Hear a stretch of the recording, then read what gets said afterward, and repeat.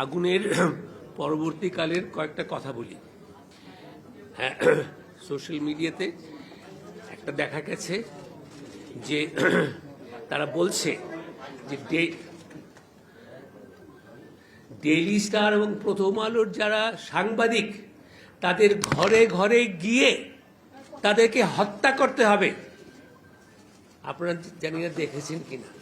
So এটা যে একটা কাকতালীয় ঘটনা ঘটেছে তা না, এটা মার্ডারাস। আরেকটা কথা বলতে চাই, প্রথম দিনে আমি এটা অত সচেতন ছিলাম না। আমার প্রায় 25-26 জন সহকর্মী তারা ছাদে আটকে পড়েছিলেন।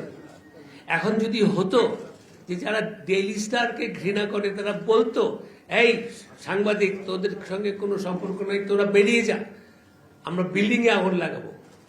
সেই 26-27 জন ছাদে আটকে ছিল এবং ফায়ার ব্রিগেডকে আসতে দেওয়া হয় নাই। এটার মানে কি? They didn't only want to burn the building, they wanted to murder the staff of Daily Star. So we have entered, এটা ফখরুল ভাই খুব সুন্দরভাবে বললেন যে we have not only to just react, stand together, but we have to respond.